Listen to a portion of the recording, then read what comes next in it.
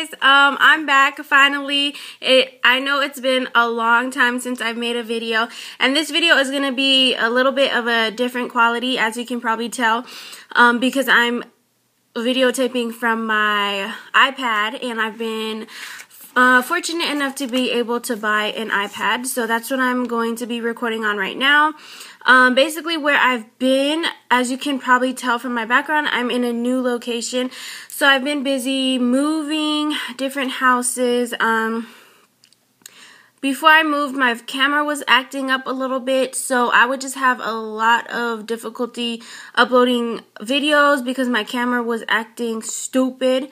So I couldn't really record, and I actually just got back from vacation. I went to Washington, D.C., so I've been doing a lot of things, but I know a lot of you have been waiting for my follow-up Mac video, so that's what this video is going to be talking about. And I can't remember how many Mac videos I have, but I'll have the link in the underbar to my previous Macs, like when I told you guys about when I first brought in a resume to when I first got called for an interview and stuff like that. And so for this video, I'm going to be talking about basically what you would want to know when you finally get called into the interview process, and kind of the things that were asked and stuff like that.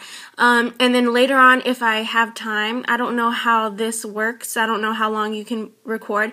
Hopefully it doesn't cut me off, and it's obviously going to be like a one-take thing, so if I mess up, sorry guys, I can't edit. But it's good because then I could just hurry up and upload it for you guys who have been waiting. But later on, if I have time, I'll be talking about my first experience working at Mac and how I liked it, and you know what went on and stuff like that. So first, let's get on to some of the things you might want to know or study up on before you have your interview with Mac. So I have note cards that I actually made before I had my interview. And so some things you might want to know is who founded Mac, and it's Frank Toscan and Frank Angelo. You can also Google all of these. So basically, who created Mac? You might want to know that. Another thing is, what is Mac's motto? And I'll go ahead and give you the answers. Mac's motto is all ages, all races, all sexes. Okay. Another thing is, who is Mac owned by now? And that is Estee Lauder owns Mac.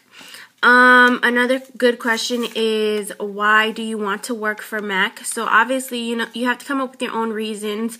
Just think about why you like makeup so much. Why does Mac stand out amongst all the other makeup brands, and just what makes Mac such a good job to work for and stuff like that. So basically, some things I thought about is that Mac is fearless and outspoken, and that Mac sees makeup as art and a form of self-expression and stuff like that, and stuff like that, and stuff like that, you know. So come up with it yourselves. I'm sure you guys can, especially if you want to work for Mac. You have your own reasons. So other things you might want to know are, what are some of Mac's giving back programs. So that includes Viva Glam, Mac AIDS Fund, Mac Kids Helping Kids, Back to Mac, Mac Pro program, and Mac is a cruelty-free beauty product, the last that I've heard. So you guys, again, might want to Google it, check it out. But basically, Viva Glam and Mac AIDS Fund, Google that. Back to Mac, Google that. Mac Pro program, Google that. And Mac Kids Helping Kids, Google that. So those are some things you guys might want to do some research on and know a little bit about, so that you're prepared and know a little bit more about the company. And if you guys Google it and can't find it, then just go ahead and message me, and I'll give you the answers through message. And yeah, so it was so far or so long ago, I can't really remember like some other questions that were asked, but just, you know, be prepared to answer questions. I'm a quiet person, and it was a group a group environment. So I'm not really like outspoken. I don't like to over talk people. So it was kind of hard because it's not, you weren't raising your hand. You had to like just speak out of turn and stuff like that, and I don't do that. Like, I follow the rules, and like if someone's speaking, I don't want to speak over them and stuff like that. So it was kind of hard, but I did, answer like 2 or 3 questions, and they were good answers. So I think that's what helped me, because I mean, if you don't talk and your answers are whack, then best believe you probably ain't gonna get hired. So just make sure you're prepared. But even if you're quiet like me, believe me, I'm really quiet and shy, you could still get hired, because I got hired and I was quiet. So anyways, enough about that. Just be prepared to answer questions and catch up on or study up on all those questions questions I just gave you, and you should be fine. And then the second part of the interview was the makeup part, where you apply makeup to a model that you actually bring in yourself, and you're given 30 minutes. And the lady that was at our interview gave us a scenario that was a working class lady.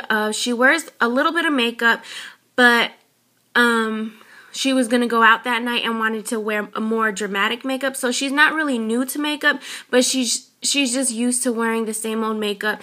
And then later on that night, she wants to like up it up. She wants to what is it? She wants to make it more dramatic. So you just come up with a look that might fit that specific scenario. And that's what I did. Like I said, you're given like 30 minutes to do it.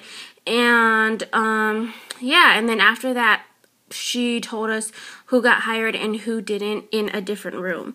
So that's how the interview went. I was super nervous before going. But actually, as the interview was going on, I was enjoying myself. Even though I was nervous, I enjoyed it. And when it was over, obviously it was a good experience because I got hired. But I was like sad it was over. Like, I wanted it to be longer. But I'm sure if I didn't get hired, I would have been sad. Like, this thing sucked. But because I got hired, it was a good experience. But just go with the positive mind, and even if you're nervous, you can still get hired. And everybody's going to be nervous, especially for a company like Mac or something that you've been wanting to work at for a while. You're going to be nervous. But just keep in mind that you can get hired and it doesn't matter. You can do it. Now, so enough about the interview process. If you guys have any more questions about that, then just write them in the comment section and I will answer them for you. Or if you want to message me, go ahead and do that. Now, 8 minutes. Okay, let's see. Okay, so that interview day, I got hired, and she told us that we would have to wait probably about 2 weeks in order to get our employee number, and we could not start working until we got our employee number. And we got hired as freelancers. So for those of you who don't know, Mac hires freelancers and they hire full-time positions.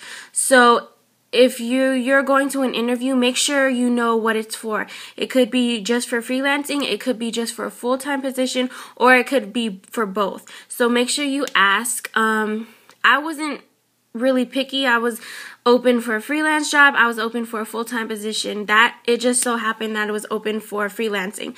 So I finally got my employee number, and I was told that it's good to go around the different counters and introduce yourself and tell them, you're a new freelance artist. Make sure your name is on the list, because they're freelancers, they work at different and multiple counters. You don't stick to one counter unless that one counter really likes you, then they'll continue to call you. But you basically jump around. So the really good thing is, if you're a freelancer, is to introduce yourself to different counters around your area. Make sure your name is on the list and give them your employee number and just get yourself known and out there. Because what they're going to do is, when they have an opening or like an event where they need more makeup artists, they'll go down the list of freelancers and call everybody and ask who's available for a certain day. So you just want to make yourself known. Make sure you're on all the lists for your Mac counters if you're a freelancer. Okay, I'm not sure how the process goes for full-time. Obviously, I'm sure you're at one counter and stuff like that. So basically, I can only speak for freelancers because that's the only thing I know. My experience so far, I've only worked 2 days, and I got hired all the way back in February, and today is May 31st. So, and I've only worked twice. Now, that's not because I've only been called twice. I've been called probably a total of 10 times, which still isn't a lot in my opinion. But the thing with freelancing is you never know when they're going to call. They could call the day of, they could call the day before, they could call a week before. You never know. You always have to have your phone on loud so you can be ready, because if they call you and you miss it, if you call back in 10 minutes, they probably already found another artist to work for you, or to take the position. So, freelancers, you just always have to be ready. So I've been called probably about 10 times since February, but I've been only available to work twice. And that's the hard part. If I was a full-time position, I would know my schedule and I would be able to work around my own schedule. But being freelancer, you never know when they're going to need you. So, you make plans and you can't cancel and stuff like that. So that's the only hard part. So my first time working at Mac was at a counter, and I wasn't really familiar with the area, but I went and it was for an event. And when I first got there, the whole floor was busy. It was packed, and not just the Mac area, but the whole floor of